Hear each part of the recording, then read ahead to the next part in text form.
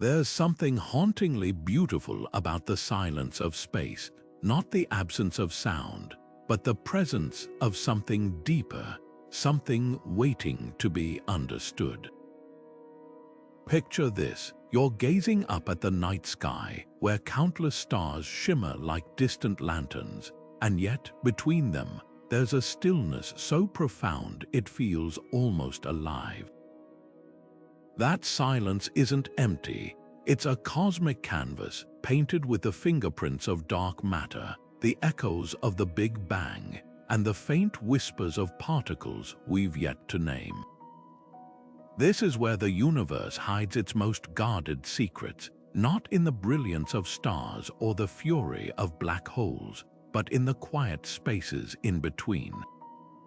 What if I told you that the key to unraveling the universe's deepest mysteries lies not in what we can see or hear, but in what we can't? Astronomers have spent decades listening to the cosmos, tuning their instruments to the faintest signals, the subtlest vibrations, clues hidden in the static between stars. These aren't just random blips or background noise. They're the universe's way of communicating, of revealing the invisible forces that shape everything from the birth of galaxies to the very fabric of spacetime. The silence between stars is like a cosmic Morse code, and we're only just beginning to crack it. So why does this matter to you? Because this isn't just a story about distant galaxies or abstract physics. It's a story about us, about our relentless curiosity, our drive to understand the unknown. Every time we decode a piece of this cosmic silence, we're answering questions as old as humanity itself. Where did we come from? What else is out there? And what does it mean to exist in a universe that speaks in whispers? In this video, we'll journey beyond the visible, beyond the noise, and into the heart of the stillness that holds the universe together. By the end, you'll never look at the night sky the same way again. The silence isn't just empty space, it's the universe's most profound language, and we're finally learning how to listen. Think about standing in the middle of an endless desert at night. No wind, no rustling leaves, just an overwhelming quiet that makes you feel like the only person in existence. Now magnify that silence by a billion, and you might come close to understanding the hush between the stars. Space isn't silent because it's empty. It's silent because the rules we're used to don't apply there. On Earth, sound needs air to travel, molecules bumping into each other like dominoes to carry a voice or a song. But in the vacuum of space, those dominoes don't exist. There's nothing to vibrate, nothing to carry the noise, just an endless, echoing stillness. Yet within that stillness, the universe is anything but quiet. Imagine trying to hear a whisper in a crowded room, almost impossible, right? Now imagine that whisper is the faint ripple of a gravitational wave, or the ghostly fingerprint of dark matter brushing against the fabric of reality. Here on Earth, we'd never detect these signals.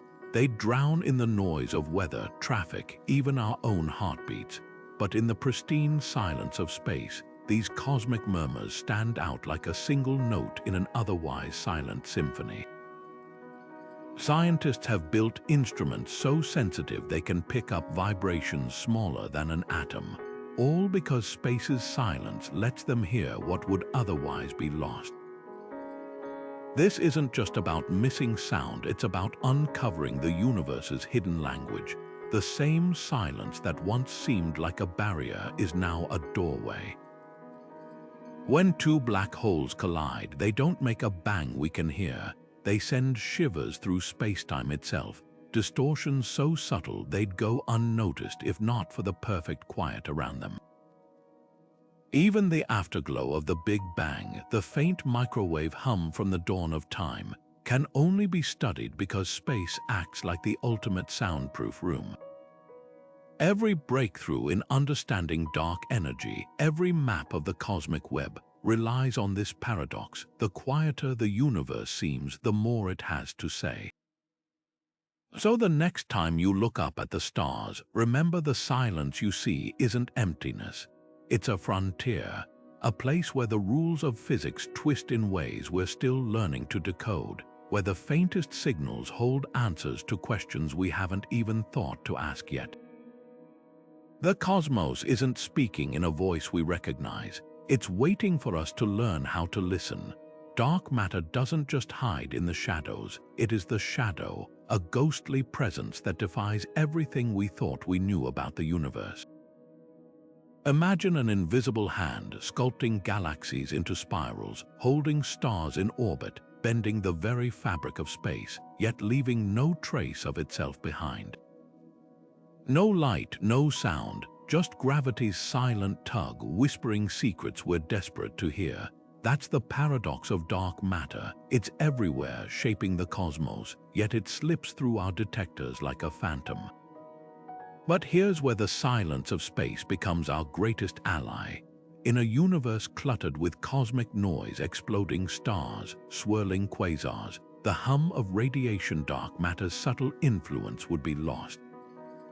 Yet in the voids between galaxies, where the quiet is deepest, its fingerprints emerge. Scientists use tools like LIGO, not to listen for sound, but to feel the tremors in spacetime itself, disturbances so faint they'd be drowned out by a single raindrop on Earth.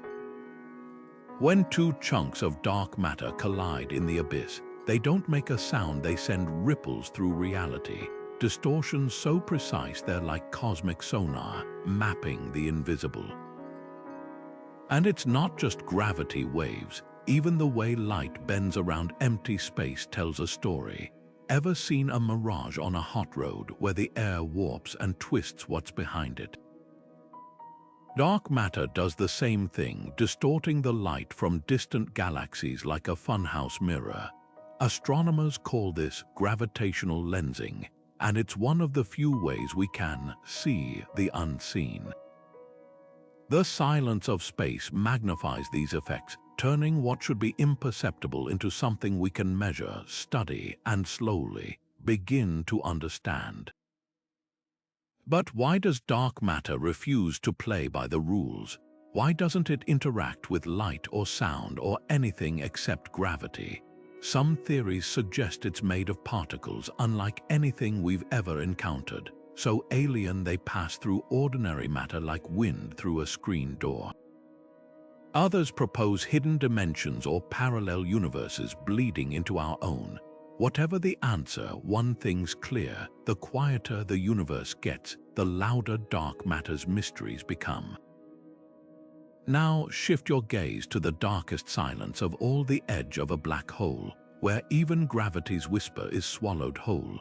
Here, the rules break down entirely.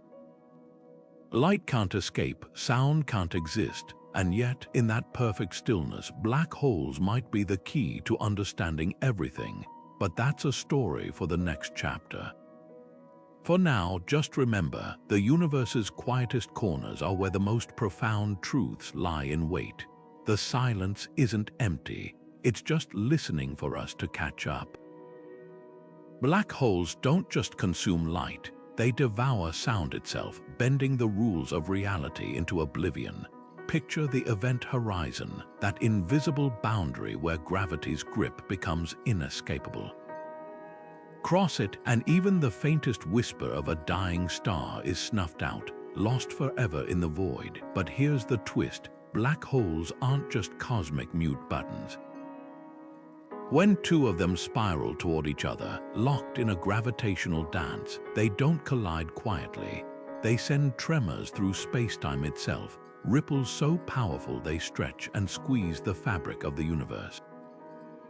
These ripples, called gravitational waves, are like cosmic echoes, except instead of sound, they're distortions in the very structure of reality. And here's where the silence of space becomes our greatest tool. On Earth, a vibration that small would be drowned out by footsteps, by wind, by the hum of everyday life. But in the vacuum of space, where there's no air to carry noise, these waves travel undisturbed. Scientists at observatories like LIGO detect them as faint chirps, fleeting signals that last less than a second but reveal the mass, spin, and even the history of the black holes that created them. Without the pristine quiet of the cosmos, we'd never hear them at all. What's even more astonishing is what these silent collisions tell us. When black holes merge, they don't just vanish. They ring space-time like a bell, leaving behind a single, distorted remnant.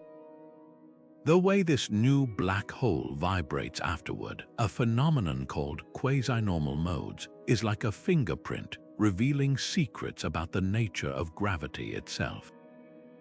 Einstein predicted these waves over a century ago, but it's only now, thanks to the universe's silence, that we can finally listen, and the implications go even deeper. Some theories suggest black holes might not be the end of information, but instead gateways or even holograms, with all their data encoded on their surfaces. The silence around them isn't just emptiness. It's a puzzle, a cosmic riddle waiting to be solved. Every chirp, every ripple, is a clue to understanding how space-time really works, how information survives, and whether the laws of physics hold true in the most extreme corners of existence. Now imagine turning that same listening power toward the search for life beyond Earth. If black holes teach us anything, it's that the universe speaks in ways we're only beginning to decipher, and the silence between stars might be hiding more than just gravitational waves. It could be the very medium through which other civilizations reach out, sending signals we've yet to learn how to hear. For decades, the search for extraterrestrial intelligence has been like listening for a single voice in a crowded stadium. Except the stadium is the entire universe, and the voices we're straining to hear might not even sound like voices at all. SETI, humanity's grand experiment in cosmic eavesdropping, scans the skies for radio waves, laser pulses, any flicker of unnatural order in the chaos of space noise. Yet after years of listening, the silence is deafening. Not a single confirmed signal, not a whisper, just the static of stars and the hum of cosmic background radiation. This eerie quiet has a name, the Fermi Paradox. If the universe is so vast, so ancient, why haven't we heard anything? Where is everybody? But what if we're not listening the right way? Imagine an ant trying to understand a smartphone. It might sense the vibrations of a text message, but the concept of an app or a Wi-Fi signal would be utterly alien. Advanced civilizations might communicate using technologies we can't even conceive of: quantum entanglement, neutrino beams, or distortions in space-time itself. The silence isn't proof of emptiness, it's proof of how little we know. Some theories suggest that intelligent life might be rare, snuffed out by cosmic filters like self-destruction or runaway AI. Others propose that advanced societies deliberately stay quiet, hiding from potential threats in the darkness. Or perhaps they've moved beyond physical communication entirely, existing as digital minds in Dyson spheres, their conversations encrypted in dimensions we can't access. Then there's the cosmic static. The very thing drowning out potential signals might hold the answers we've been missing. The universe's oldest light, the cosmic microwave background, isn't just noise. It's a fossil, a snapshot of the cosmos when it was just 380,000 years old. Embedded in that faint glow could be patterns, anomalies, hints of something artificial, something placed there. If a civilization wanted to leave a message for eternity, where better than in the universe's oldest light, a signal that would outlast stars themselves. So the next time you hear about SETI silence, remember, absence of evidence isn't evidence of absence. The universe isn't ignoring us, we're just beginning to learn its language. And as we turn our instruments toward the cosmic background, peeling back layers of time and radiation, we might discover that the silence was never silent at all. It was a message waiting for us to finally understand how to listen. The cosmic microwave background isn't just radiation, it's the universe's first cry, frozen in time and stretched into a whisper. Picture the aftermath of the Big Bang, when the cosmos was a seething plasma of particles and light, too dense for even photons to escape. Then, 380,000 years later, the universe cooled just enough for atoms to form, releasing that trapped light in a flash that still lingers today. What we detect now as a faint microwave glow, colder than the deepest reaches of space, is that ancient light stretched thin by 14 billion years of expansion. It's the oldest snapshot in existence, a baby picture of the cosmos etched into the sky. But here's what makes it even more extraordinary: that afterglow isn't uniform. If you could listen to it, translate its temperature fluctuations into sound, it wouldn't be silence. It would be a deep, resonant hum, punctuated by subtle variations, like the vibrations of a drumhead. These tiny ripples, no warmer or cooler than a few millionths of a degree, are the fingerprints of quantum fluctuations from the universe's first moments. Back then, smaller than an atom, space itself crackled with energy, microscopic blips that gravity would later sculpt into galaxies, stars, and everything we know. The silence we perceive today is just the echo of that unimaginable turbulence, stretched into near nothingness. Scientists read these patterns like a cosmic barcode. The spacing between the ripples reveals the universe's curvature. Their intensity hints at the balance of dark matter and dark energy.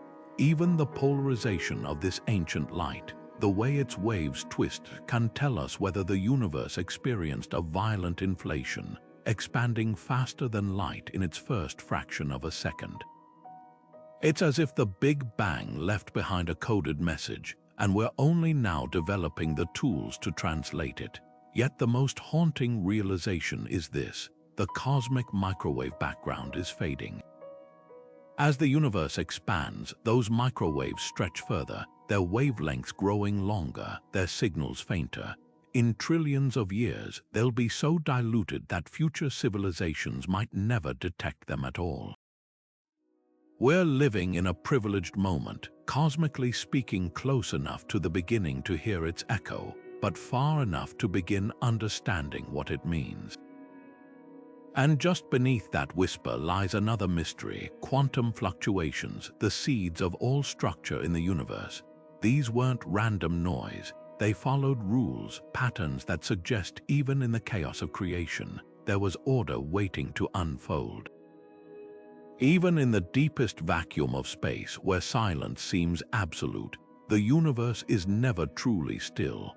At scales smaller than atoms, particles flicker in and out of existence like fireflies in the dark, an endless dance of creation and annihilation governed by quantum mechanics. This phenomenon, called quantum fluctuation, means that what we perceive as empty space is actually a seething ocean of energy. Particles and their antiparticles emerge from nothingness, collide, and vanish again in fractions of a second, leaving behind a faint hum of activity that defies classical physics. It's as if the void itself is alive, whispering secrets in a language we're only beginning to decipher. These fleeting disturbances aren't just random noise, they are the universe's hidden architects. During the Big Bang, microscopic quantum ripples were stretched by inflation, magnified into the seeds of galaxies, stars, and everything we see today. The same fluctuations that make perfect silence impossible also sculpted the cosmos, turning chaos into structure. Imagine blowing up a balloon with tiny imperfections. As it expands, those minuscule bumps become mountains. That's how quantum noise built the universe, transforming the faintest vibrations into the grand tapestry of galaxies we observe now. But here's where it gets even stranger. Quantum fluctuations suggest that space isn't just a backdrop for matter. It's an active participant bubbling with potential. Experiments like the Casimir effect prove this. Place two metal plates incredibly close together in a vacuum, and the sheer pressure of virtual particles pushing from the outside will force them together. It's as if the silence between them is literally squeezing the plates, revealing the invisible energy of the quantum realm. This isn't just theoretical, it's measurable proof that the universe's quietest corners are anything but empty. Now zoom out from the quantum scale to the vastness of space, and you'll find a different kind of interference. Interstellar dust, microscopic grains of carbon and silicon, drifts between stars like cosmic fog. To the naked eye, these particles seem insignificant, but to astronomers, they're a double-edged sword. On one hand, they obscure distant starlight, masking the very signals we're trying to study. On the other, they carry clues about the birth of planets and the chemistry of life itself. Just as quantum noise shapes the universe's structure, this dust shapes our view of it, filtering the cosmos through a veil we must learn to see past. So the next time you hear about the silence of space, remember it's an illusion. From the quantum foam beneath reality to the dust between stars, the universe thrums with hidden activity. The challenge isn't finding signals in the noise, it's realizing the noise itself is the signal. Interstellar dust might seem like a minor nuisance, tiny specks of carbon and silicon drifting between the stars, but these particles hold immense power over what we can and cannot see in the cosmos.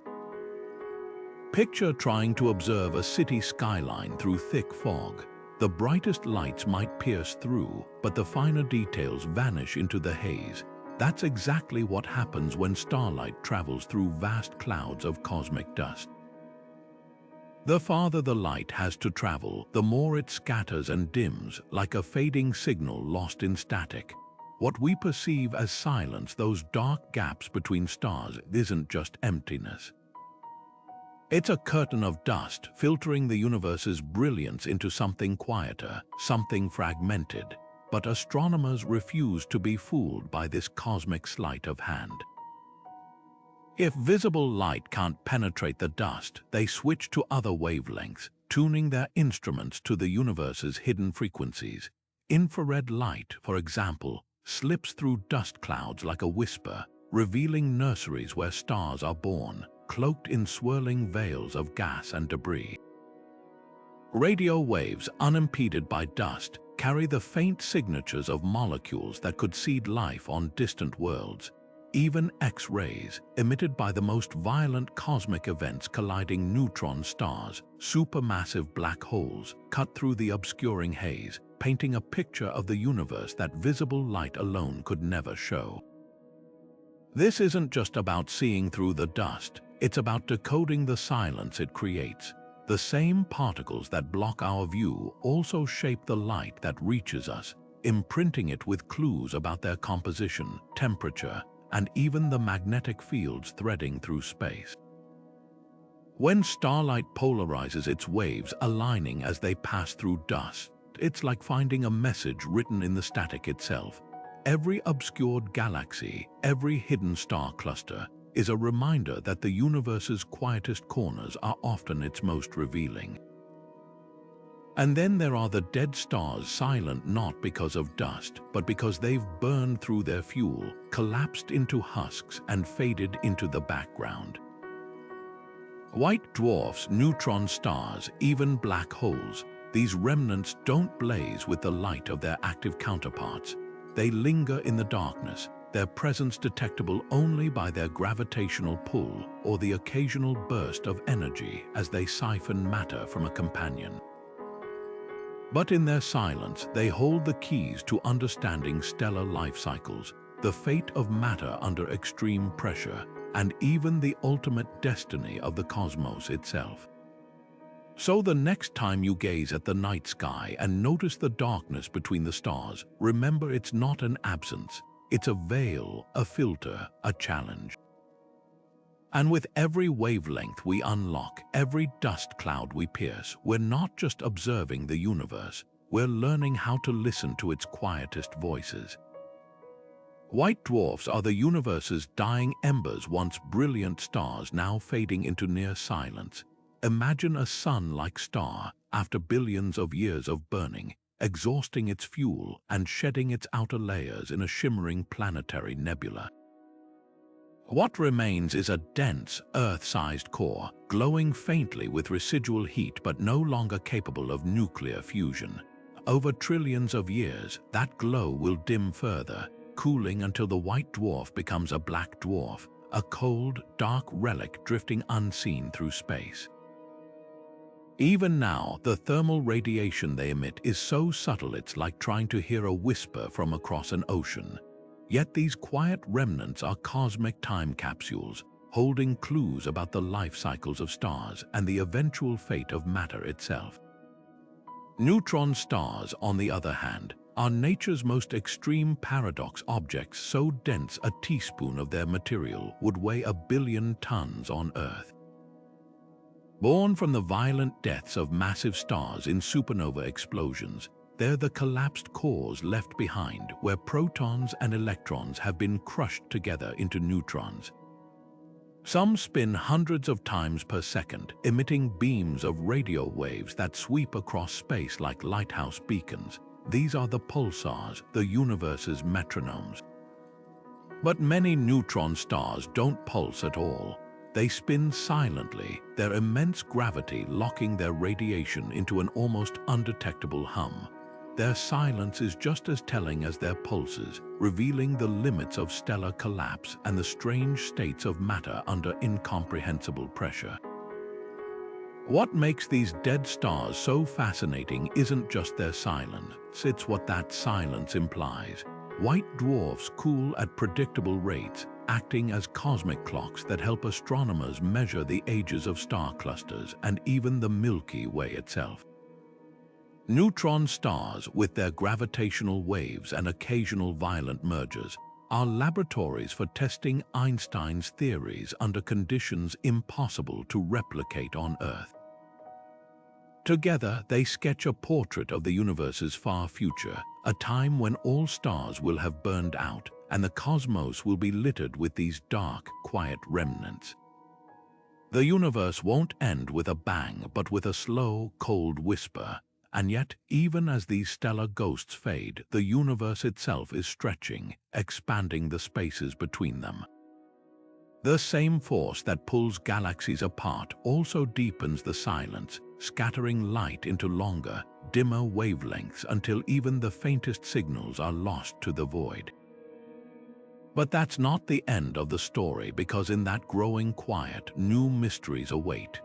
The universe isn't just expanding, it's stretching the very fabric of silence itself.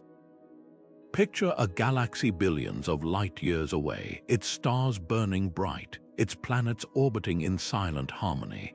Now, imagine that galaxy drifting further into the distance, not because it's moving through space, but because space itself is growing, carrying the galaxy away like a leaf on a rising tide. As it recedes, its light stretches, shifting from visible hues to faint infrared, then to radio waves, until finally, it fades beyond any wavelength we can detect. This isn't just distance at work, it's the universe rewriting its own rules, turning the vibrant cosmic symphony into a whisper, then into nothing at all.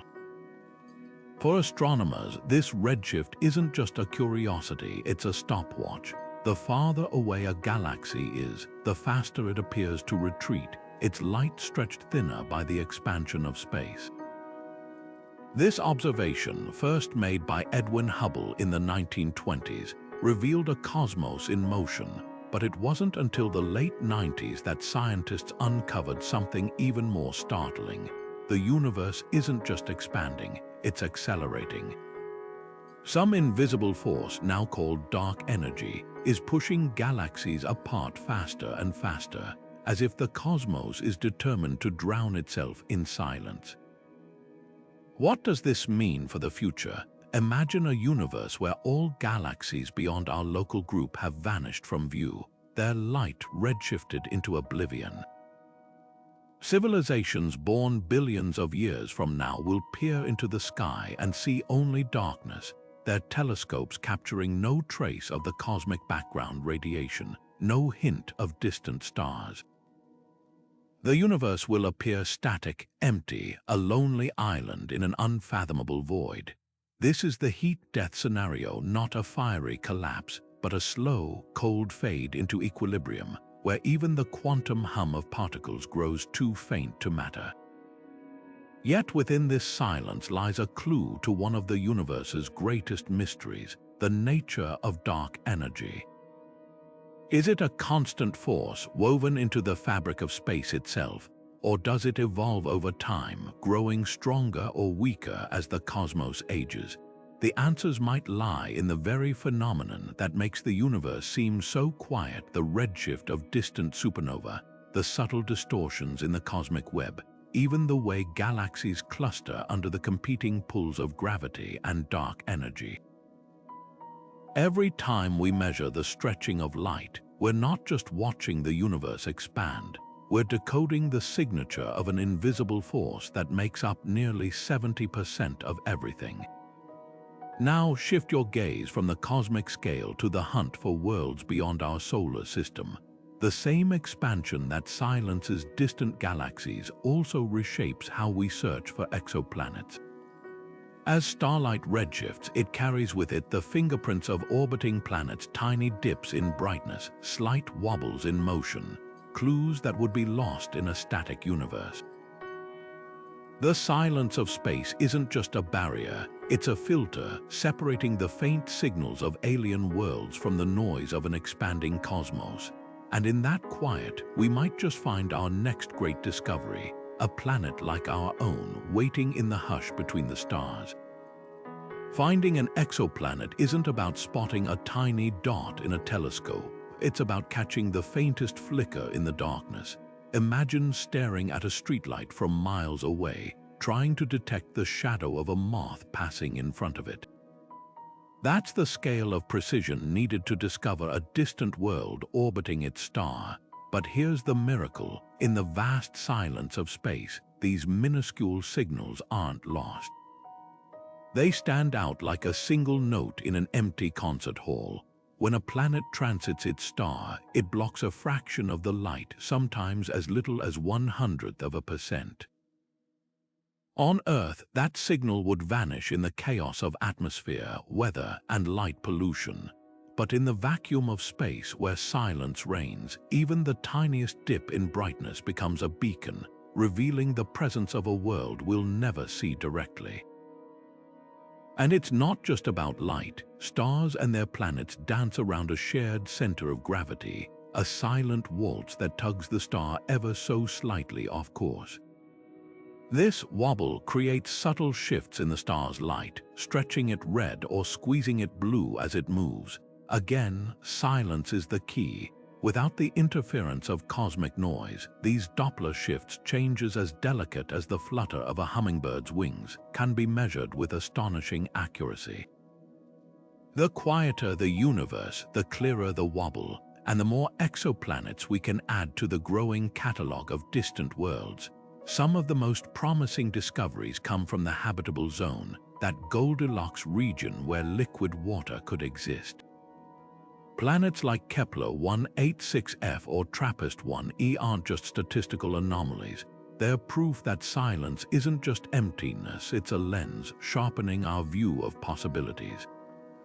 If the cosmos were louder, their signals would blur into the background, their potential for life unnoticed. Instead, the hush of space acts like a microscope, bringing these whispers into focus.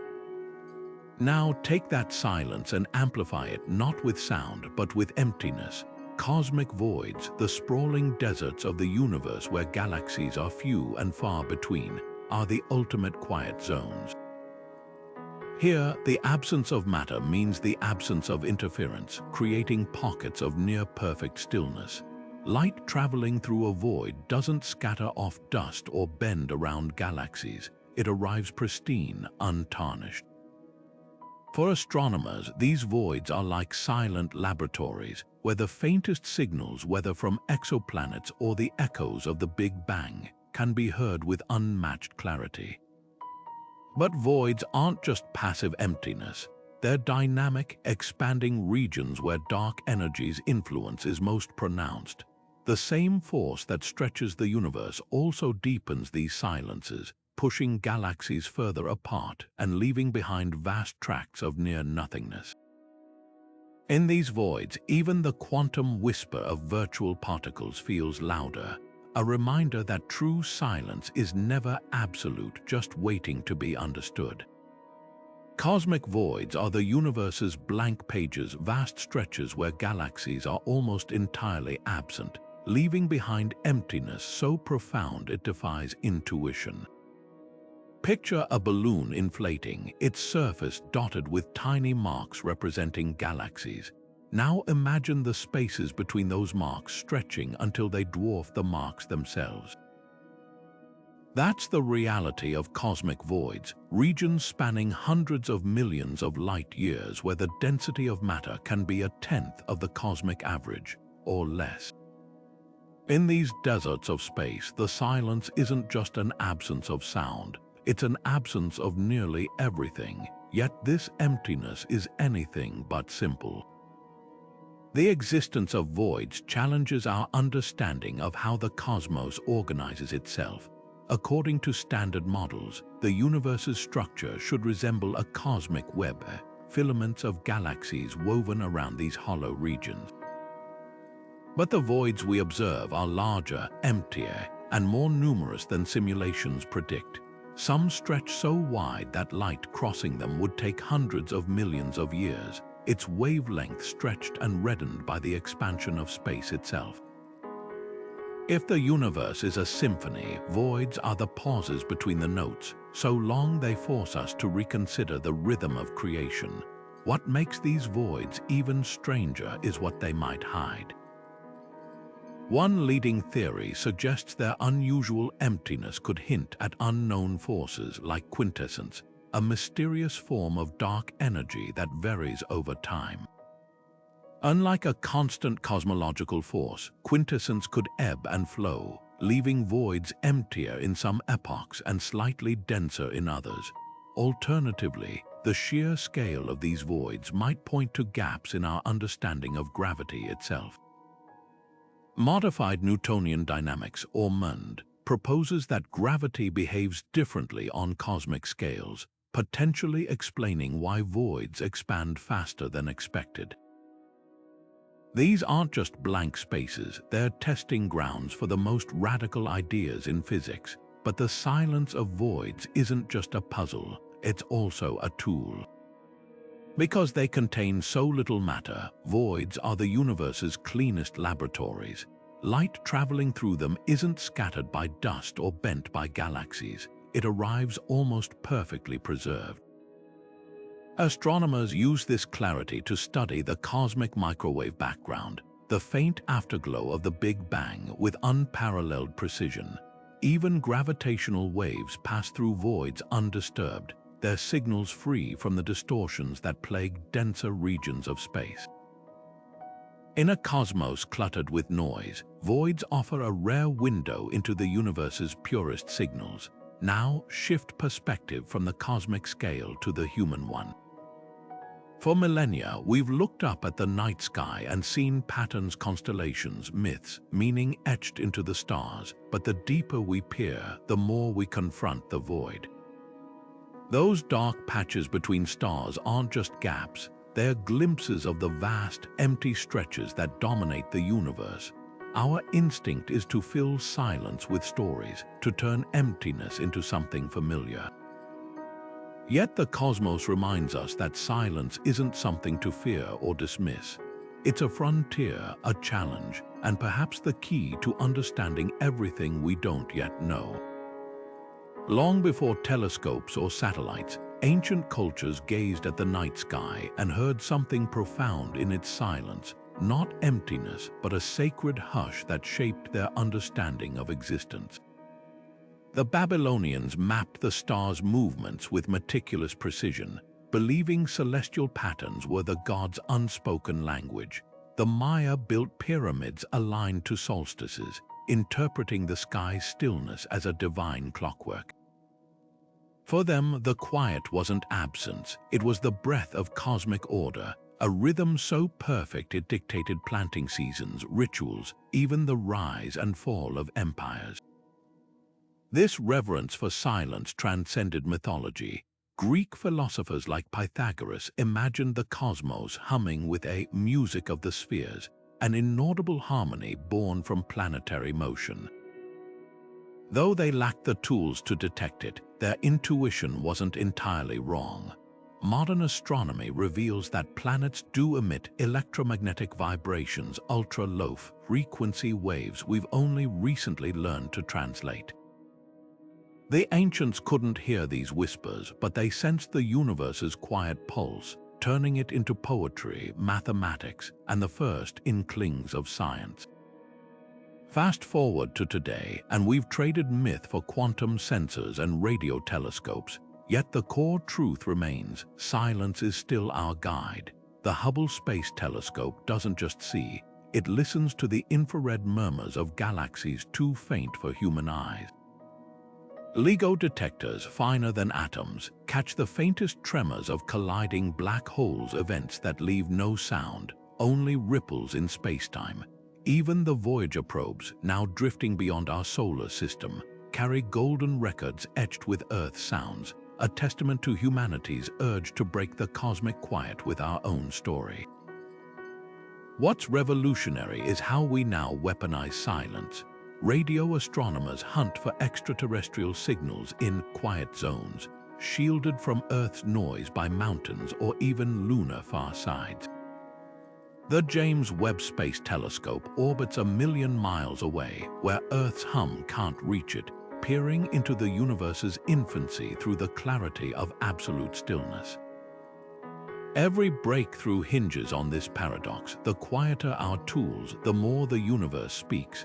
So the next time you look up, remember, the sky's hush isn't passive. It's an invitation, one that's driven curiosity from Stone Age stargazers to scientists decoding dark matter. And as we'll see next, the machines we've built to listen to that silence are revealing wonders the ancients could never have dreamed of. Radio telescopes don't just observe the cosmos, they listen to it, turning the faintest whispers of the universe into stories we can understand. Think of them as cosmic eavesdroppers, perched in some of the most remote places on Earth: the high deserts of Chile, the karst valleys of China, even the frozen plains of Greenland. These locations aren't chosen for their scenery, but for their silence, far from the chatter of cell phones, the rumble of highways, even the buzz of fluorescent lights. In the hush of these landscapes, antennas the size of football fields tilt toward the sky, capturing radio waves emitted by events so distant their light left billions of years before the first dinosaurs walked the Earth. Take the Arecibo Observatory, once the world's most powerful radio ear. Nestled in a natural sinkhole in Puerto Rico, its colossal dish could detect the faint pulse of a rotating pulsar, or the ghostly echo of hydrogen clouds drifting between galaxies. Before its collapse in 2020, it was our most sensitive instrument for catching the universe's quietest signals, like hearing a snowflake land from miles away. Now, arrays like ALMA, with its 66 antennas working in unison, pick up where Arecibo left off. Their precision is staggering. They can distinguish the radio hum of a forming star system 13 billion light-years away from the static of cosmic background radiation. But here's what's truly astonishing. These telescopes don't just hear the present, they tune into the past. When ALMA detects radio waves from a quasar at the edge of the observable universe, it's not just observing light, it's intercepting a message sent when the cosmos was a fraction of its current age. The silence of space acts like a time capsule, preserving these signals almost perfectly, free from the distortion that plagues shorter wavelengths. It's as if the universe left voicemails billions of years long, and radio telescopes are the playback machines. Yet even these technological marvels have limits. The farther they listen, the more the expansion of the universe stretches those ancient radio waves, redshifting them into lower frequencies. Some signals from the earliest stars are now so faint they're buried under the hiss of cosmic microwave background radiation, a reminder that silence isn't just something we harness, it's something we have to outwit. Engineers combat this by building receivers colder than interstellar space, reducing thermal noise to near zero. Others use algorithms to tease meaningful patterns from the noise, like finding a single voice in a crowded stadium. This delicate dance between silence and discovery isn't just science, it's art. For centuries, composers have tried to capture the sound of the cosmos in music, from Holst's The Planets to contemporary works based on pulsar frequencies. Visual artists translate radio telescope data into swirling galaxies of color, making the invisible audible, the silent tangible. There's a profound poetry in how humanity bridges the gap between the universe's quiet and our need to give it voice. Stanley Kubrick didn't just make a movie with 2001, he composed a visual symphony of silence. Remember that iconic opening? A black screen stretching endlessly, no music, no dialogue, just the slow crescendo of "Thus Spoke Zarathustra" as the sun rises over Earth and the moon. For nearly 3 minutes, the audience sits in near total quiet, forced to confront the vastness of space before a single word is spoken. That wasn't just artistic choice, it was a revelation. Kubrick understood something scientists often struggle to convey. The universe's grandeur isn't in its noise, but in its stillness. Ambient musicians like Brian Eno took this idea further. His album Apollo, inspired by the moon landings, doesn't try to simulate space's soundlessness. It embraces the tension between sound and silence. Tracks like An Ending Ascent float on sparse, echoing notes, leaving gaps so wide you can almost hear the void between them. It's music that doesn't fill the quiet but frames it, turning absence into something tactile. Even NASA agreed they used Eno's work to calm astronauts during training, proving that art could prepare the mind for realities science alone couldn't capture. But why does this creative lens resonate so deeply? Because silence is the ultimate metaphor for the unknown. When painters depict space, they don't just show stars, they drown them in darkness, making the emptiness feel alive. Take the works of artist Agnes Martin, whose minimalist canvases of faint grids and pale washes evoke the quiet vastness between celestial bodies.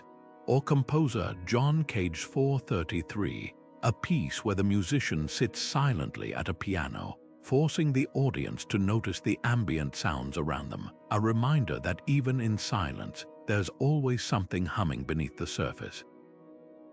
This artistic dialogue with silence isn't just abstraction. It shapes how we perceive real exploration.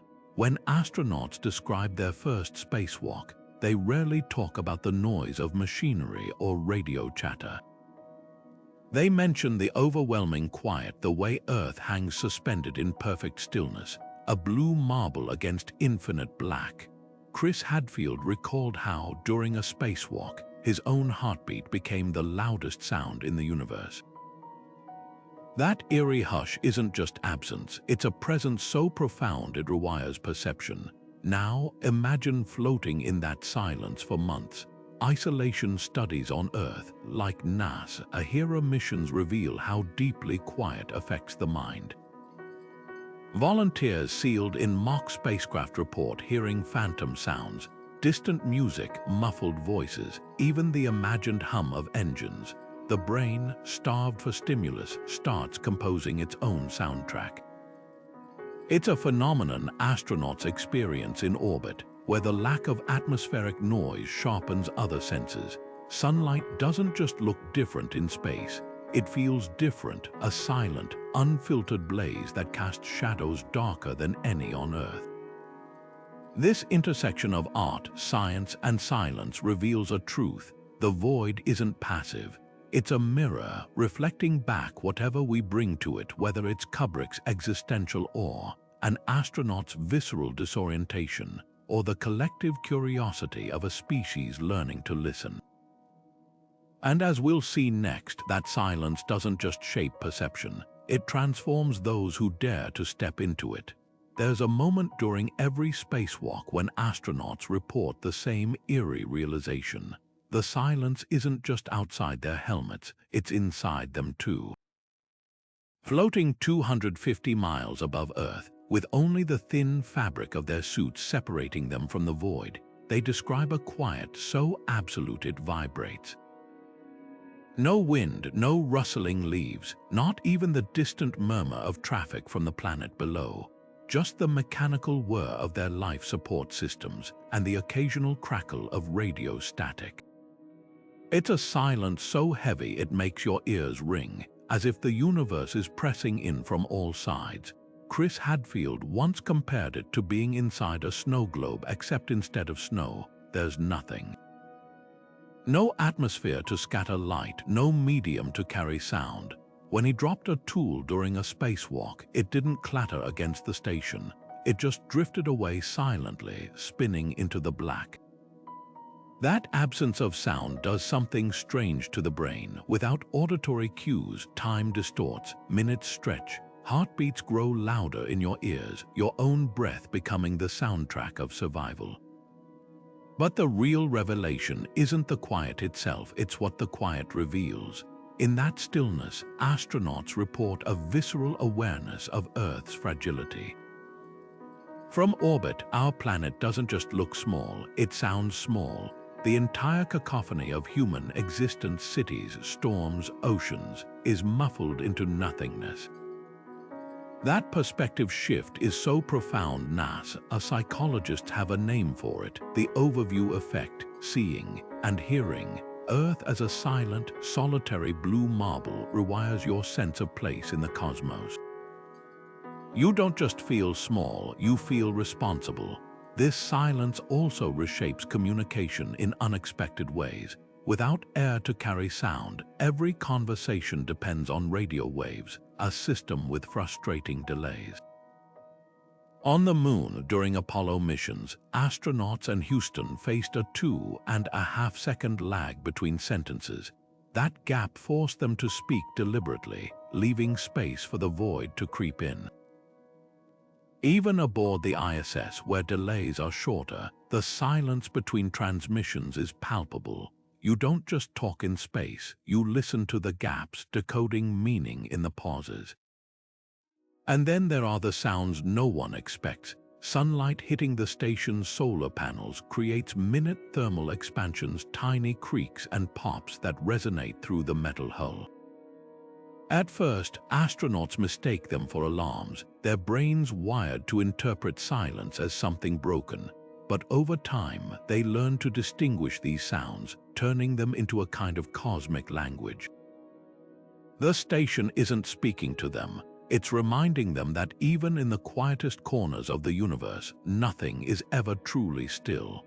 That tension between the overwhelming silence outside and the fragile noise within might be the defining experience of space travel. It's why returning astronauts often struggle to describe what they've heard up there. Not because the silence is empty, but because it's too full of awe, of terror, of a humbling clarity that lingers long after their feet touch solid ground. Imagine shouting into a canyon and waiting decades for an echo. That's the reality of interstellar communication, where even a simple hello to our closest star system, Proxima Centauri, would take 4 years just to arrive and another 4 for a reply. In the vast theater of space, conversation isn't just slow, it's fractured by time, turning every exchange into a series of monologues cast into the void. When NASA Voyager probes beam back data from interstellar space, their signals, traveling at light speed, still take over 20 hours to reach Earth.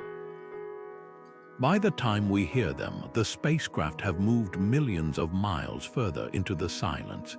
This delay forces scientists to rethink how we talk across cosmic distances. Traditional dialogue is impossible, so instead we send time-stamped data packets, self-contained bursts of information designed to make sense even if the recipient doesn't reply for centuries. The Breakthrough Starshot initiative, aiming to send tiny probes to Alpha Centauri, plans to use lasers to transmit data back to Earth. But even at light speed, those messages will take over 4 years to arrive, each one a bottled thought launched into an ocean of stillness.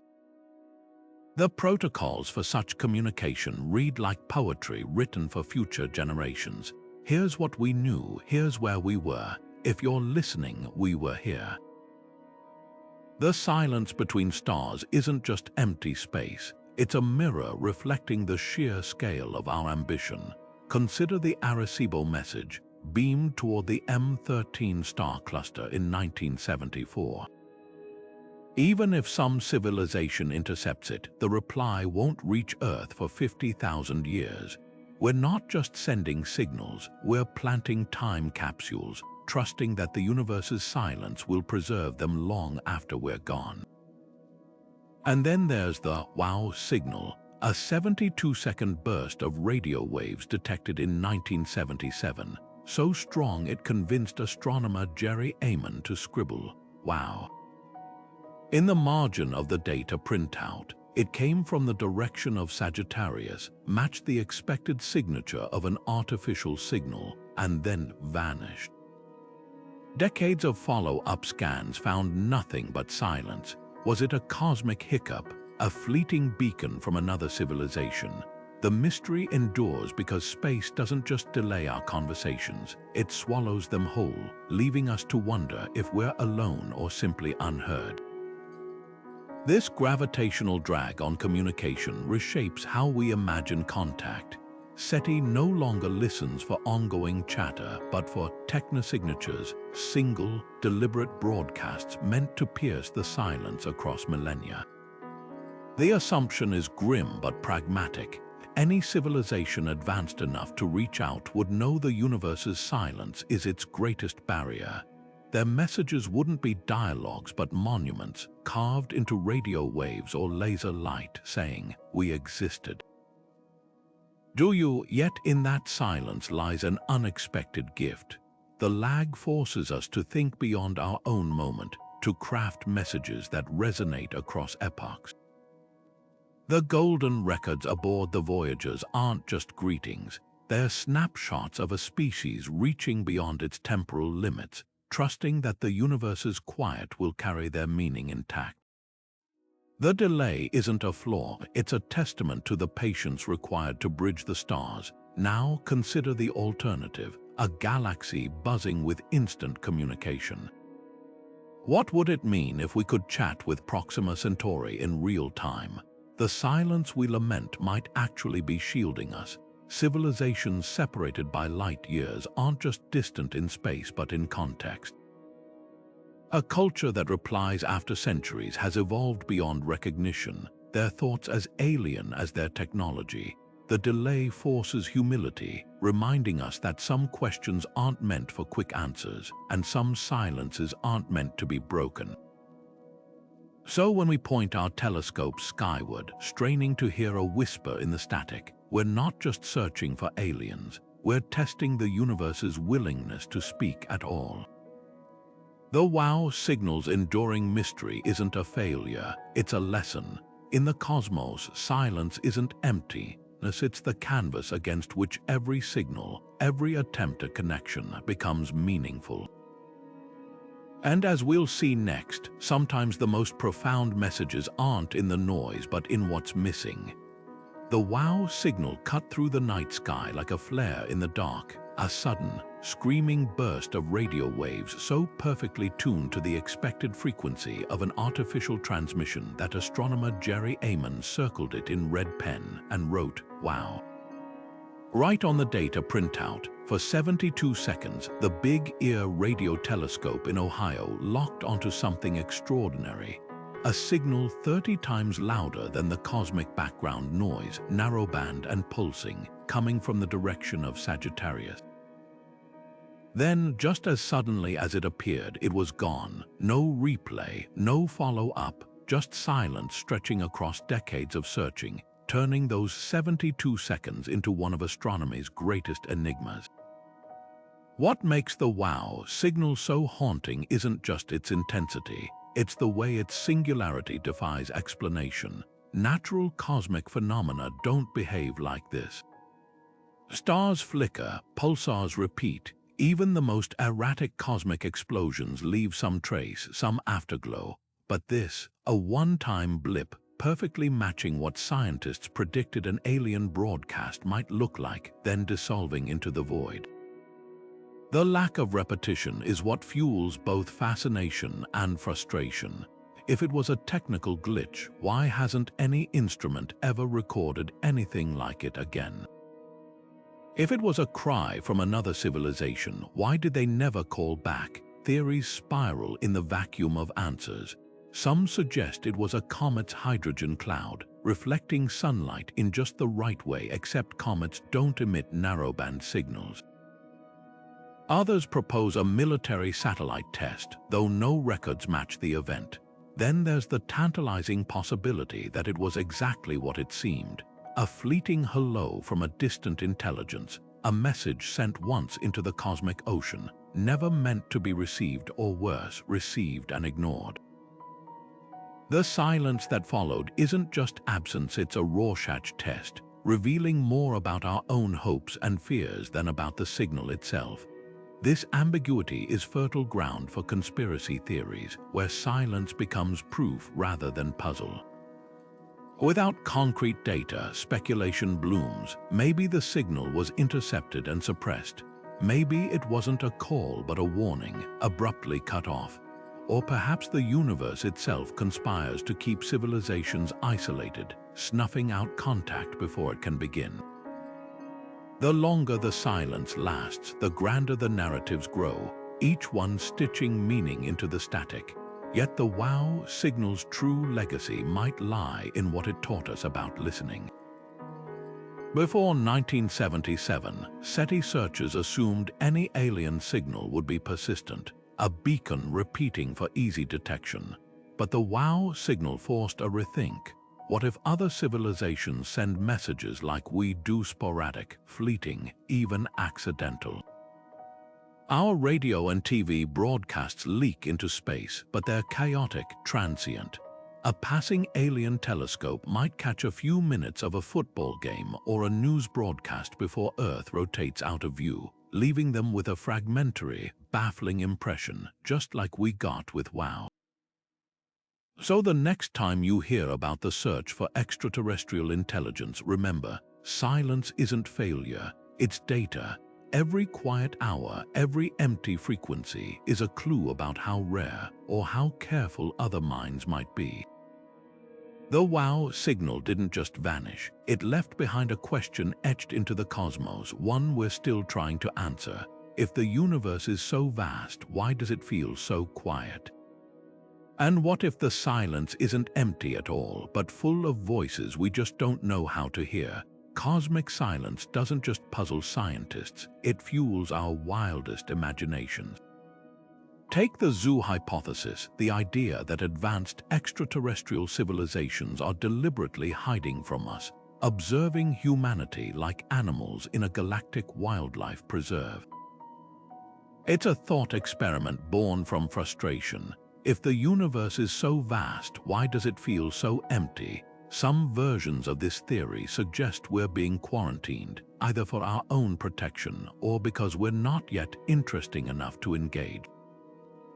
Others propose a darker twist, that silence isn't a choice but a warning, a sign that civilizations who broadcast too loudly inevitably attract danger. While there's zero evidence for any of this, the theory persists because it transforms the universe's quiet from a mystery into a narrative, one where we're not alone but merely unnoticed.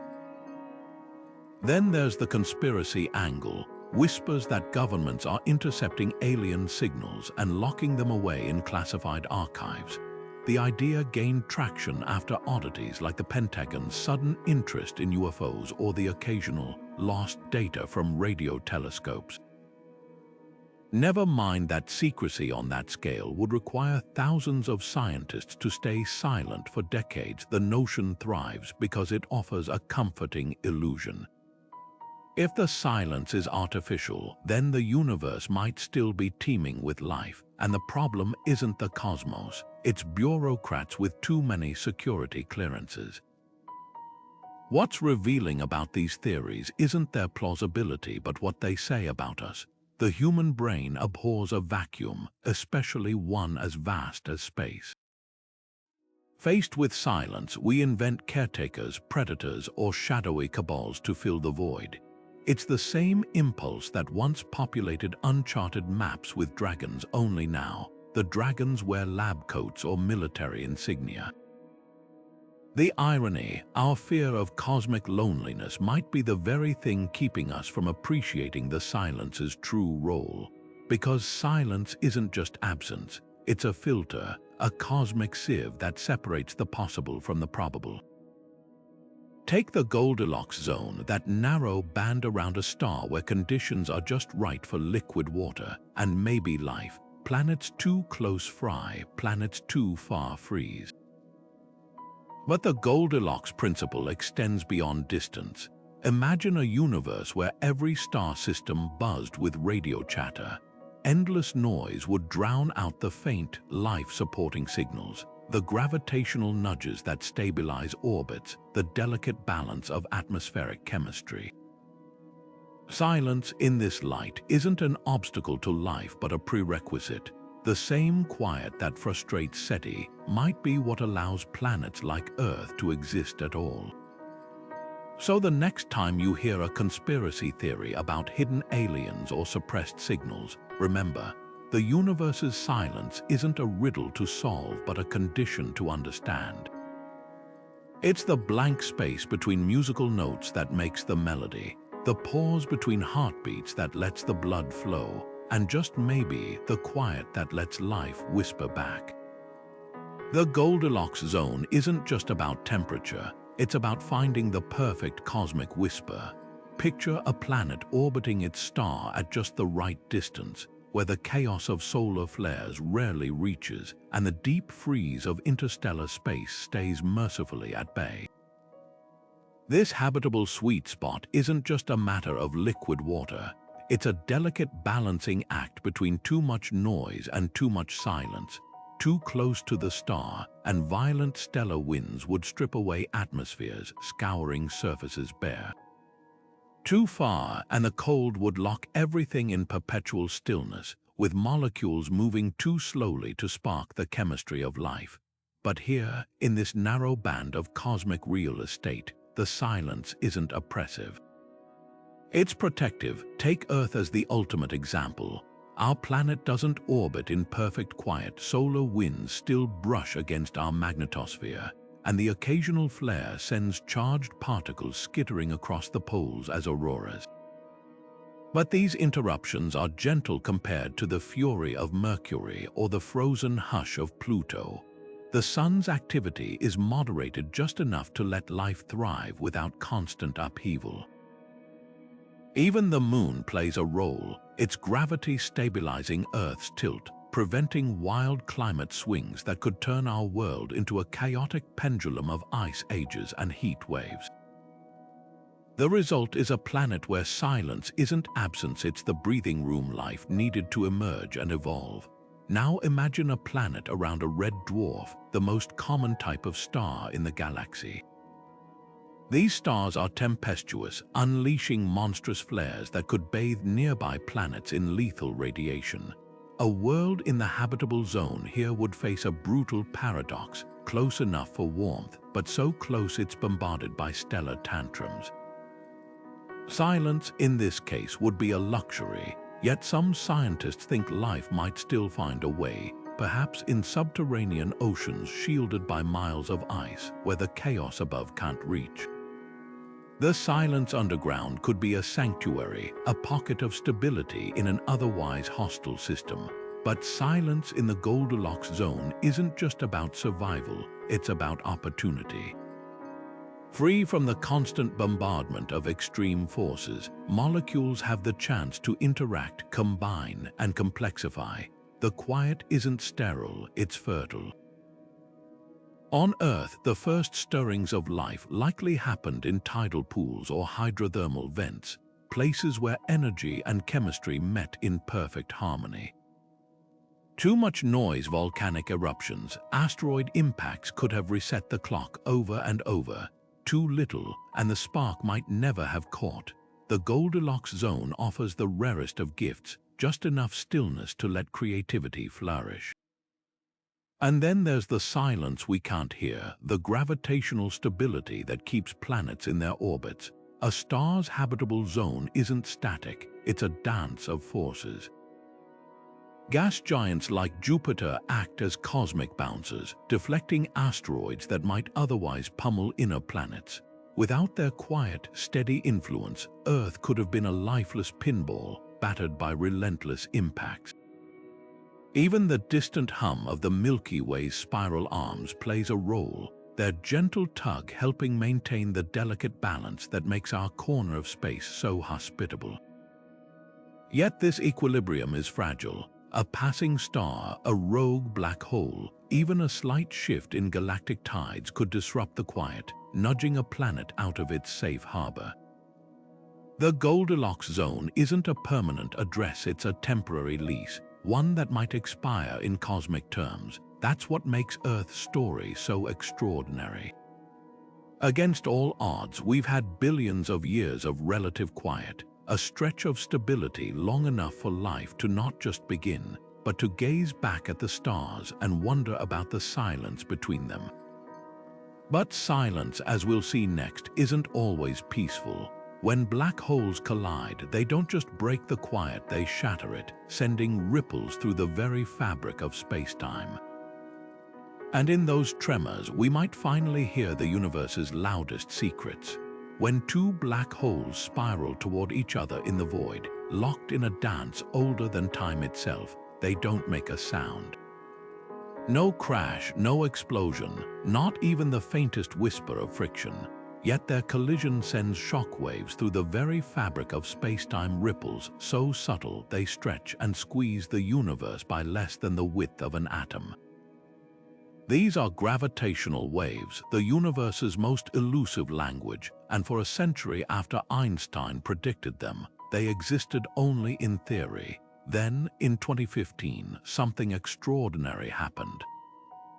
The Laser Interferometer Gravitational Wave Observatory, or LIGO, caught one. The detection was like hearing the universe exhale after holding its breath for 13 billion years. Two black holes, one 29 times the mass of the Sun, the other 36, had collided over 1 billion light-years away. In a fraction of a second, they merged into a single, roiling singularity, converting 3 solar masses worth of energy into gravitational waves. By the time those waves reached Earth, they were weaker than a breath of wind, yet LIGO lasers, bouncing down 4-kilometer-long tunnels in perfect vacuum, sensed the infinitesimal shudder. The signal lasted just 0.2 of a second, a cosmic chirp, but it changed everything. For the first time, we'd heard the universe speak in gravity, not light. What's astonishing isn't just the detection, it's the silence that made it possible. LIGO arms are sealed in vacuum chambers so empty they're among the quietest places in the solar system. Even a passing truck or a distant thunderstorm could drown out the waves, so engineers isolate the detectors with layers of suspension systems, shielding them from Earth's constant hum. The silence they create isn't passive. It's a stage meticulously set to amplify the faintest cosmic vibrations. Without it, Einstein's ripples would still be hypothetical, lost in the noise of our own planet's restlessness. But gravitational waves aren't just proof of Einstein's genius, they're rewriting the rules of astronomy. Before LIGO, black holes were invisible unless they were actively devouring matter, their presence betrayed only by the glow of doomed gas. Now we can hear them collide in the dark, no starlight required.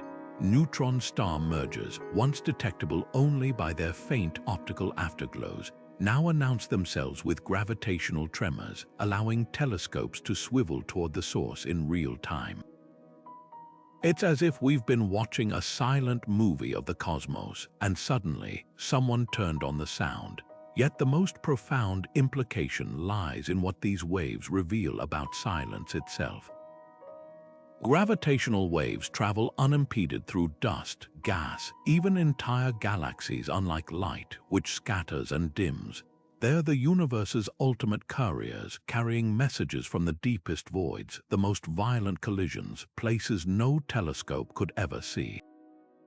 The silence between stars isn't empty. It's threaded with these invisible ripples, a hidden network of vibrations waiting to be decoded, which raises a haunting question: is silence truly universal, or just an accident of our perception?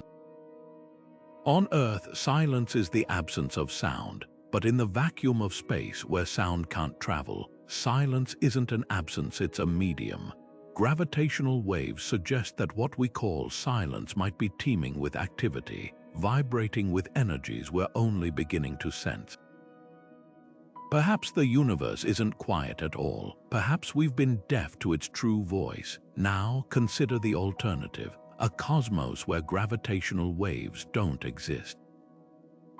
No ripples, no chirps, no way to hear black holes collide. Our understanding of the universe would be forever limited to what we could see, like trying to study a storm through a keyhole. The silence wouldn't just be profound, it would be imprisoning. So the next time you look up at the night sky, remember, the stars might seem silent, but the space between them is alive with motion. Every black hole merger, every neutron star crash, every violent birth of a new singularity sends tremors through the cosmic web, vibrations that outlast stars, galaxies, even time itself. The universe doesn't need sound to speak. It has gravity, and in that silent language, it's telling us stories we're only just learning to hear. Is silence truly universal, or does it change depending on where you are in the cosmos? Picture standing on the icy crust of Europa, Jupiter's enigmatic moon. Beneath miles of frozen shell, a vast subsurface ocean churns in perpetual darkness, a place where sound, unlike in the vacuum of space, travels freely. Here, silence isn't an absence of vibration but a muffled hush, distorted by the pressure of water and the crack of shifting ice. A hypothetical creature swimming in those depths wouldn't experience silence the way we do. It might hear the groan of tectonic plates, the pulse of hydrothermal vents, or the distant calls of others in its pitch-black world. For them, silence isn't empty, it's layered, textured, alive with frequencies we can't perceive. This idea shatters our Earth-centric assumptions. On our planet, silence is defined by the limits of human hearing, the quiet of a forest at dawn or the hush of a soundproof room. But across the universe, silence could be as diverse as the worlds that harbor it. On Venus, with its thick, sulfuric atmosphere, sound waves travel slower and farther, turning silence into a dense, muffled blanket. On Mars, where the thin air barely carries vibrations, silence might feel brittle, almost fragile. Even in the clouds of gas giants like Jupiter, where storms rage for centuries, the roar of ammonia winds would fade into eerie stillness just a few miles apart. The implications for alien life are profound. If organisms evolved in Europa's ocean, their concept of communication might rely on low-frequency rumbles or pressure waves, not the airborne sounds we're accustomed to. A civilization on such a world could develop technology to harness these submerged vibrations, creating a form of sonar-based art or navigation we can scarcely imagine. Their radio signals might be pulses transmitted through liquid, their music a symphony of seismic tremors. Our definition of silence and sound would be as foreign to them as their perception is to us. This diversity forces us to rethink how we search for life beyond Earth. Our current methods, like scanning for radio waves or oxygen-rich atmospheres, are inherently biased toward conditions that mirror our own. But what if life thrives in environments where silence itself behaves differently? Future missions like NASA Europa Clipper aim to probe these alien acoustics, using ice-penetrating radar to listen for vibrations beneath the ice. Meanwhile, scientists are designing microphones for Mars rovers to capture the planet's subtle soundscape, hoping to decode its whispers. The next frontier lies in technology that can translate these alien silences. Imagine a device that doesn't just detect sound but reconstructs the acoustic environment of distant worlds, letting us hear the methane rains of Titan or the crival conos of Enceladus. Such tools wouldn't just expand our senses, they'd redefine what silence means across the cosmos. The universe isn't silent. It's waiting for us to learn how to listen in 1,000 different ways. The next revolution in cosmic eavesdropping won't come from bigger telescopes or louder radio dishes. It'll emerge from devices so sensitive they can detect the universe's faintest murmurs. Quantum sensors, harnessing the bizarre rules of the subatomic world, are about to redefine what silence even means. Picture a machine so precise it can measure the gravitational pull of a single snowflake from orbit, or an array of satellites so perfectly synchronized they catch space-time ripples from the dawn of creation. This isn't science fiction. The Laser Interferometer Space Antenna, or LISA, slated to launch in the 2030s, will float 3 spacecraft 2.5 million kilometers apart, connected by lasers thinner than a human hair. Their mission, to listen for the collisions of primordial black holes, ancient relics from the universe's first second, whose gravitational waves are too low frequency for Earth-bound detectors to hear. What makes these tools extraordinary isn't just their precision. It's how they transform silence into a canvas. Traditional astronomy relies on light, but quantum sensors and space interferometers bypass that limitation entirely. They'll pick up vibrations from objects that emit no radiation at all: rogue planets drifting between stars, dark matter filaments threading the cosmos, even hypothetical cosmic strings left over from the Big Bang. Imagine tuning a radio to static and suddenly hearing the hum of invisible stations broadcasting on frequencies you never knew existed. That's the promise of this new era, turning the universe's quietest corners into a symphony of data. Yet the most tantalizing targets are the whispers we can't explain. Some theories suggest primordial black holes, forged in the chaos of the early universe, might lurk unseen throughout galaxies, their faint gravitational tremors hiding in the noise.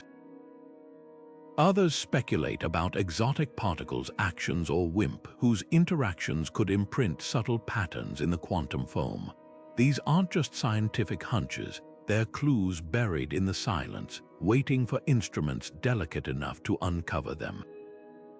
This shift mirrors how humanity's relationship with silence has always evolved. Centuries ago, the night sky's quiet was a mystery wrapped in myth. Then telescopes turned it into a frontier.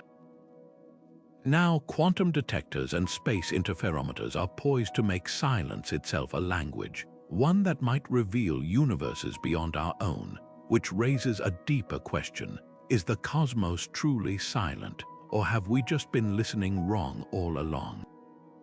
Philosophers have wrestled with this for ages. Some argue silence is the universe's default state, a void punctuated by rare islands of noise. Others see it as an illusion, a limitation of our senses in a reality vibrating with imperceptible energies. The Stoics viewed cosmic silence as proof of nature's indifference, while Eastern traditions often interpret it as the fundamental hum of existence.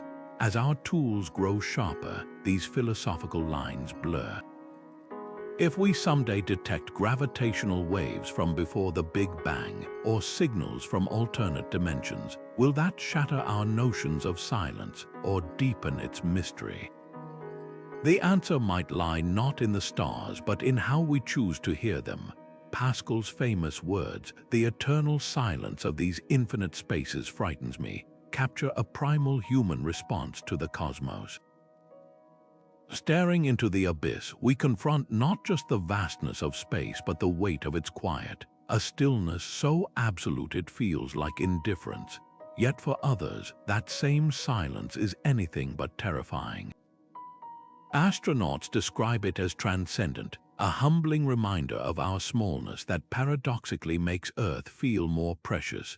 Buddhist monks speak of cosmic silence as the ultimate meditation, a void brimming with potential rather than emptiness. This duality, fear versus awe, has shaped humanity's relationship with the universe for centuries, echoing through art, religion, and now, surprisingly, the courtroom. Consider the philosophical rift between two titans of thought, Nietzsche and Sagan. Nietzsche saw the silent cosmos as proof of our solitude, declaring God is dead in a universe that wouldn't answer back. Sagan, by contrast, found wonder in the quiet, calling it a mute immensity that invites exploration rather than despair. These perspectives aren't just academic, they ripple into real-world decisions. When nations draft space treaties, they're not just negotiating orbital slots or mining rights, they're subconsciously answering Pascal's fear. Should we fill the silence with our satellites and radio chatter, or preserve it as a universal commons like the ocean floor or Antarctic ice? This tension reached a climax in 1967 with the Outer Space Treaty, which declared celestial bodies the province of all mankind. On paper, it was about preventing nuclear weapons in orbit. In spirit, it was a philosophical stand, silence as neutral territory, not to be claimed or corrupted. Yet today, as private companies launch thousands of satellites, cluttering low Earth orbit with noise and light pollution, that ideal is under siege. The same silence that once inspired poets now has a price tag: radio frequencies for telecom giants, quiet zones for astronomers, even dark sky preserves for stargazers. Legal scholars now debate whether cosmic silence is a resource to be managed, like clean air or fresh water. The proposed right to silence for radio telescopes argues that certain frequencies should remain untouched, free from human interference, so we can keep listening for extraterrestrial signals or the faint whispers of the Big Bang. Meanwhile, space tourism companies promise passengers the ultimate solitude of zero gravity, marketing silence as a luxury experience. The irony is palpable. We're selling the very thing we're eroding. Perhaps the most profound question isn't legal but ethical. If we someday detect another civilization's signals, do we answer, breaking the cosmic quiet with our own voice, or stay silent, heeding Stephen Hawking's warning that advanced aliens might see us as nothing more than bacteria? The universe's silence has always been a mirror, reflecting back our fears, our hopes, and now our laws. As we stand on the brink of becoming an interstellar species, that mirror shows us something unsettling. In the end, the silence isn't out there at all. It's inside us, waiting to be filled. Space law might sound like the plot of a sci-fi novel, but it's a very real framework dictating who gets to make noise in the cosmos, and more importantly, who doesn't. The Outer Space Treaty of 1967, signed at the height of the Cold War, was designed to prevent nuclear weapons from reaching orbit, but buried in its legalese is a quieter, equally radical idea: celestial bodies belong to no one, and their silence is a shared resource. Fast forward to today, and that principle is being tested like never before. Imagine a radio telescope like the Square Kilometre Array in South Africa, listening for whispers from the early universe, only to have its data drowned out by a fleet of commercial satellites blasting broadband signals. That's not hypothetical, it's already happening. In 2020, astronomers reported that SpaceX's Starlink satellites were leaking unintended radio emissions, creating a faint but pervasive static that could obscure faint cosmic signals. The irony is palpable. The same technology connecting remote villages to the internet might also disconnect us from the universe's oldest stories. This isn't just about interference, it's about intentional harm. The specter of radio jamming, where one nation or corporation deliberately floods key frequencies with noise to block others, looms large in military strategy. During the Cold War, the US and USSR experimented with jamming each other's satellite communications, a practice that could easily escalate in today's crowded orbital environment. Picture a scenario where a country disrupts radio astronomy to hide military activities, or a corporation silences competitors' satellites to monopolize bandwidth. The Outer Space Treaty prohibits harmful interference, but enforcement is murky. There's no cosmic police force patrolling the frequencies, just a patchwork of national regulations and goodwill. Yet preserving cosmic silence isn't just about avoiding conflict, it's a scientific imperative. Radio telescopes hunt for signals so faint they're often compared to detecting a cell phone on Mars. The hydrogen line, a frequency of 1,420 MHz, is especially sacred. It's the resonant frequency of neutral hydrogen, the most abundant element in the universe and a cornerstone of astrophysics. By listening to its whispers, we've mapped the Milky Way's spiral arms, traced dark matter's influence, and even glimpsed the universe's first stars. But these discoveries rely on radio-quiet zones, areas like the Green Bank Observatory in West Virginia, where Wi-Fi and microwaves are banned to maintain pristine listening conditions. As satellite constellations multiply, these sanctuaries are becoming islands in a rising tide of noise. The stakes crystallize when you consider SETI quest. The search for extraterrestrial intelligence scans the cosmos for artificial signals, a needle in a haystack effort where the haystack is the entire electromagnetic spectrum. A single rogue transmitter could mimic an alien beacon, sparking false hope or worse, drown out the real thing. In 2022, researchers had to debunk a signal from Proxima Centauri that turned out to be human-made interference. These false alarms waste precious telescope time and erode public trust. The universe's silence isn't just a curiosity. It's the blank canvas on which we might one day find proof we're not alone. Which brings us back to the great silence, the unsettling fact that despite the universe's vastness and age, we've heard nothing, no signals, no artifacts. Just static. Some call this the Fermi Paradox, but it's more than a puzzle, it's a mirror. The longer the silence persists, the more it forces us to confront uncomfortable possibilities. Maybe civilizations are rare, maybe they self-destruct, or maybe, just maybe, they've learned something we haven't, that in a cosmos where every transmission is a beacon, silence isn't just golden, it's survival. The Fermi Paradox has haunted scientists for decades. If the universe is teeming with potential for life, why does it feel so empty? Traditional searches for extraterrestrial intelligence have focused on radio waves, assuming any advanced civilization would broadcast in ways we could detect. But what if we've been listening on the wrong frequency entirely? Imagine an ant standing at the base of a cell tower, oblivious to the torrent of data flowing just overhead. That might be us scanning the cosmos for radio signals while more advanced civilizations communicate through channels we can't yet perceive. Neutrinos, quantum entanglement, or even ripples in spacetime itself. Recent theories suggest that as civilizations progress, they might abandon electromagnetic communication entirely. Think of it like humanity's own evolution. We moved from smoke signals to fiber optics in a few centuries. A society thousands of years ahead of us could be using technologies that leave no trace in the wavelengths we monitor. Neutrinos, for example, pass through entire planets unimpeded, making them ideal for interstellar messaging, but our detectors are only now becoming sensitive enough to catch them.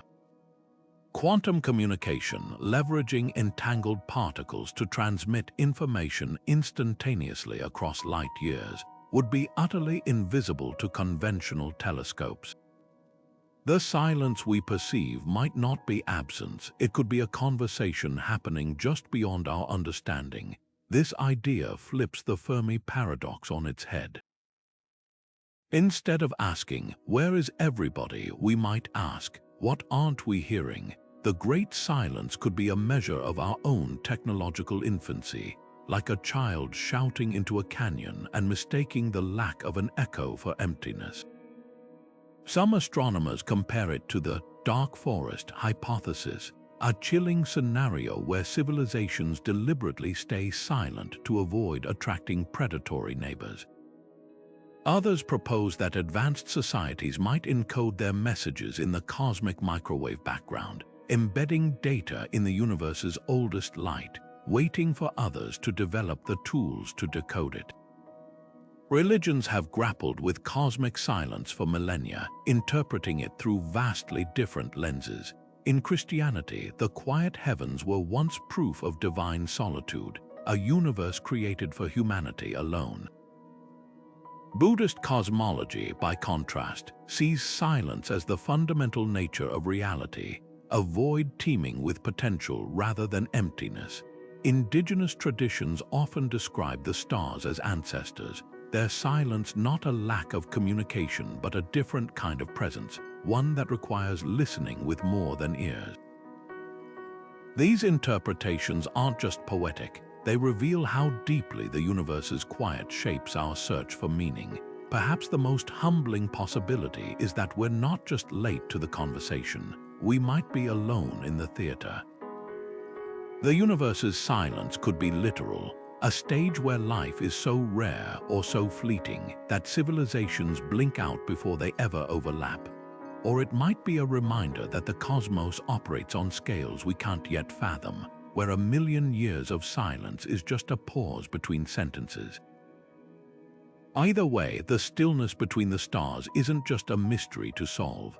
It's a mirror reflecting back our own place in the dark. For millennia, the silence of the cosmos hasn't just puzzled scientists, it's been sacred. In Christianity, the quiet heavens were once seen as a divine canvas, where God's presence wasn't absent but transcendent, speaking through the very order of the stars rather than words. "The heavens declare the glory of God," wrote the psalmist, interpreting the universe's hush not as emptiness but as a different kind of voice, one that requires faith, not frequencies, to hear.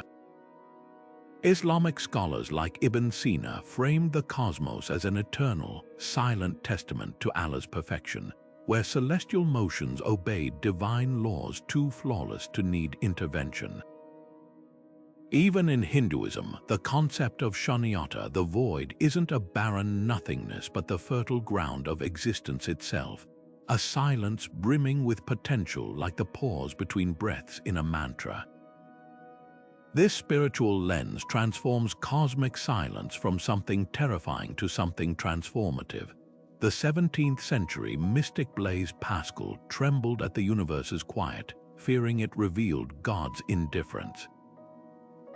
Yet medieval monks like Thomas Aquinas found solace in that same silence, arguing it reflected a deity so boundless that human language could never capture it. Fast forward to the 20th century, and Jesuit astronomer Georges Lemaître, who first proposed the Big Bang theory, saw the expanding universe not as a rejection of faith, but as a grand, silent hymn, creation's fingerprint. For these thinkers, the absence of celestial chatter wasn't a problem to solve, but a mystery to revere. Science fiction takes this reverence and twists it into something electrifying. 2001, A Space Odyssey's monoliths don't speak. They loom in eerie quiet, their purpose inscrutable. Arrival's heptapods communicate in circular ink blots, their language untethered from linear time, suggesting that true understanding might require abandoning words altogether. Even Star Trek's Borg, with their chilling collective hive mind, embody the terror of silence, a universe where individuality is erased into seamless, soulless unity. These stories tap into a primal question. What if the universe's silence isn't passive but intentional? A warning, a test, or a threshold we're not yet ready to cross. The most haunting sci-fi trope of all, the dead universe scenario, pushes this idea to its limits. In Childhood's End, Arthur C. Clarke imagines humanity's transcendence into a cosmic collective so advanced it leaves no trace behind. The silence isn't empty. It's the aftermath of evolution, a sign that intelligence might not announce itself but disappear into higher dimensions. Similarly, the three-body problem's dark forest theory posits that civilizations stay silent to avoid annihilation, turning the cosmos into a battlefield where every whisper is a target. Here, the Fermi Paradox isn't a puzzle but a survival strategy, one that reframes silence as the universe's deadliest language. Yet for all its dystopian potential, sci-fi also offers hope in the quiet. Contact's pivotal scene isn't the alien message but the protagonist's awe-filled journey through a soundless wormhole, where the absence of noise becomes a conduit for transcendence. Solaris's sentient ocean communicates not through words but through manifestations of human memory, suggesting that true contact might bypass language entirely. These stories remind us that silence isn't a barrier but a bridge, one that demands we listen not with our ears but with our imagination. What unites these spiritual and sci-fi visions is a radical idea. The universe's silence isn't something to fear or fix. It's an invitation to wonder, to create, and perhaps to evolve. Whether framed as divine mystery or cosmic cautionary tale, the quiet between the stars challenges us to reconsider not just what we're hearing, but how we're listening. And in that challenge lies the most thrilling possibility of all, that the silence isn't empty, it's waiting.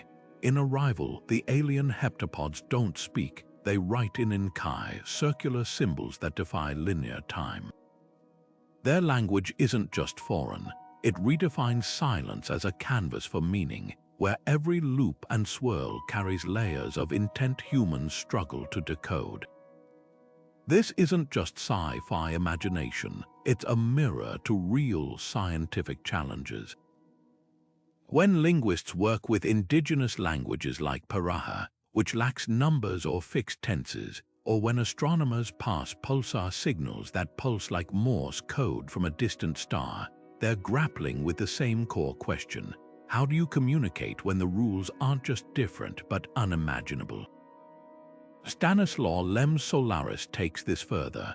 The sentient ocean on that alien world doesn't converse in waves or sounds, it manifests human memories, sculpting physical embodiments of guilt, love, and grief from the silence of space.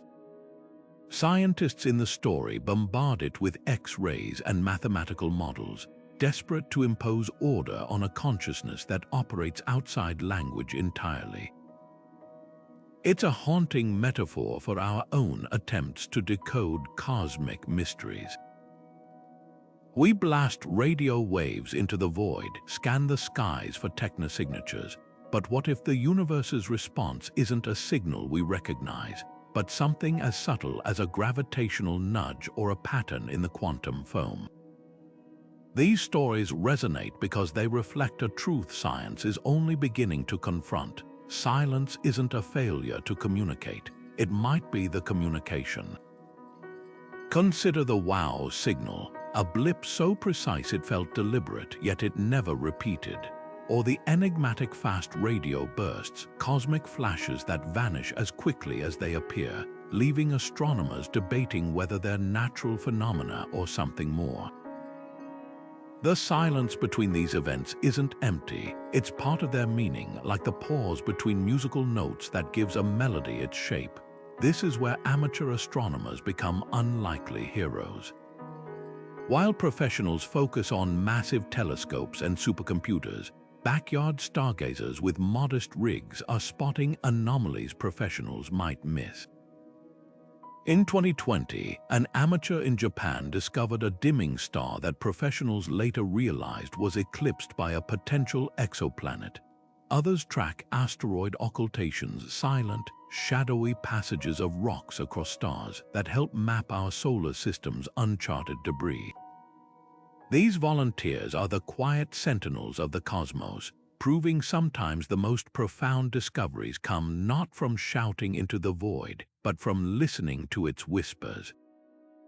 The next time you gaze at the night sky, remember, the silence isn't a wall, it's a doorway, and the key might not be a louder signal, but a better way to listen. Citizen scientists are rewriting the rules of cosmic discovery, turning everyday computers into powerful tools for decoding the universe's quietest signals. Picture this: a schoolteacher in Norway, a retiree in Brazil, and a teenager in Japan, all contributing to groundbreaking astronomy research without ever setting foot in an observatory. How? By donating their idle computer processing power to projects like SETI at home, which analyzes radio telescope data for the faintest whispers of extraterrestrial intelligence. Since its launch in 1999, the program has harnessed millions of devices worldwide, creating a virtual supercomputer more powerful than any single machine on Earth. These volunteers aren't just passive participants, they are active explorers, sifting through cosmic static for patterns no algorithm could reliably catch. The beauty of these initiatives lies in their democratization of science. Where once the cosmos belonged to elite institutions with massive budgets, now anyone with an internet connection can join the hunt. Platforms like Zooniverse take this further, inviting users to visually scan telescope images for gravitational lenses, exoplanet transits, or oddities like Hanny's Voorwerp, a mysterious green gas cloud discovered by a Dutch schoolteacher in 2008. These projects thrive on human intuition, our innate ability to spot anomalies that machines might miss. It's a reminder that the universe's silence isn't just data to be processed. It's a puzzle to be solved collectively, one curious mind at a time. But why does this matter? Because silence in science is rarely absolute. The gaps between signals, those stretches of apparent nothingness, often hide the most tantalizing clues. Amateur astronomers have spotted comets, supernova, and even rogue planets drifting between stars, all by paying attention to what wasn't there. In 2021, volunteers with the Backyard Worlds project identified over 100 potential brown dwarfs, failed stars too faint for automated surveys, simply by poring over infrared images frame by frame. Their discoveries prove that the universe's quiet corners aren't empty, they're uncharted. Now, shift your gaze to the far future, when the cosmos won't just feel silent, it will be. As dark energy accelerates the universe's expansion, galaxies will recede until their light can no longer reach us. Stars will exhaust their fuel, fading into black dwarfs. Even black holes will evaporate over unimaginable eons, leaving behind a cold, near-empty void. This isn't science fiction, it's the inevitable heat death predicted by thermodynamics. Yet within this bleak forecast lies a paradox. The quieter the universe becomes, the more its underlying structure reveals itself. the faint glow of proton decay, the quantum flicker of virtual particles. These will be the final notes in the cosmos's symphony, audible only in a silence so profound it defies comprehension. So while we search today for signals in the static, we're also rehearsing for a future where listening, really listening, might be the only way to understand a universe determined to whisper its secrets. The challenge isn't just to break the silence, but to appreciate its depth before it's all that remains. The universe won't end with a bang or a whimper, but with a silence so profound it defies imagination. Picture a time trillions of years from now, when the last stars have flickered out like dying embers, their light long since faded into darkness. Galaxies, once vibrant with stellar nurseries and swirling nebulae, will have dispersed into isolated remnants, their stars either collapsed into black holes or cooled into frigid, Earth-sized cinders called black dwarfs. Even these will eventually evaporate, leaving behind a cosmos so stretched and diluted that temperatures approach absolute zero. This is the heat-death scenario where entropy, the universe's slow march toward disorder, reaches its peak and all usable energy is exhausted. Yet within this seemingly bleak finale lies a paradox. The quieter the universe becomes, the more it reveals about the nature of time itself. Entropy isn't just a countdown to stillness, it's the arrow that gives time its direction.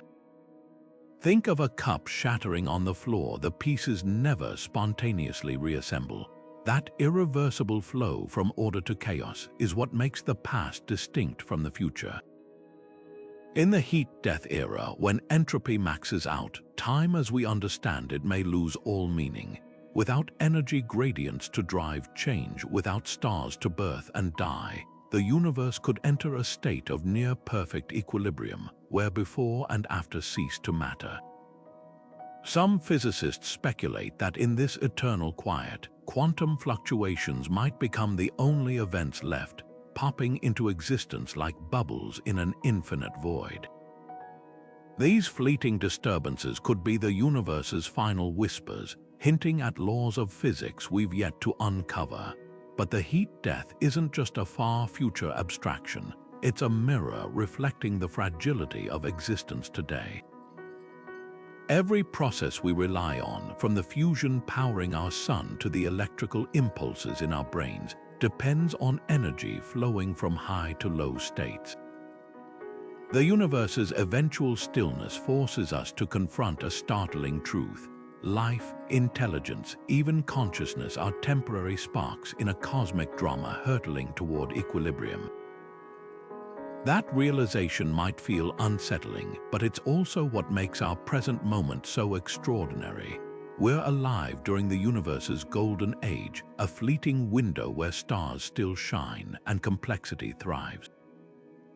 The silence to come isn't just an end. It's a reminder to listen closely to the universe's story while it's still being told. So what's the takeaway from this grand, silent finale? First, the heat-death isn't doom, it's a boundary condition, a way to test our understanding of physics under the most extreme scenarios. Theories like quantum gravity or dark energy's evolution might find their ultimate validation in how they predict the universe's final state. Second, the silence forces humility. Civilizations that arise billions of years from now, if any can survive in such a frigid cosmos, will gaze into a sky devoid of galaxies, their telescopes capturing only the faintest echoes of a once vibrant universe. Their science will rely on fossils of data we now take for granted, like the cosmic microwave background, which by then will have redshifted into near invisibility. Finally, the heat-death reframes our place in the cosmic story. We're not just bystanders to the universe's silence, we're its interpreters. Every observation, every experiment, every telescope pointed at the night sky is a way to decode the universe's narrative before the final hush falls. The silence isn't empty, it's full of questions waiting to be asked, and for now, we're here to ask them. The silence between stars isn't just an absence of sound, It's a cosmic archive, a vast and intricate library where every whisper holds a secret waiting to be decoded. Think of it like standing in a pitch-black room, only to realize the darkness isn't empty at all. It's alive with the faintest vibrations, the softest echoes of events that shaped the universe. The gravitational waves from colliding black holes, the faint microwave glow of the Big Bang's afterglow, even the elusive tug of dark matter, all of them speak in a language we're just beginning to understand.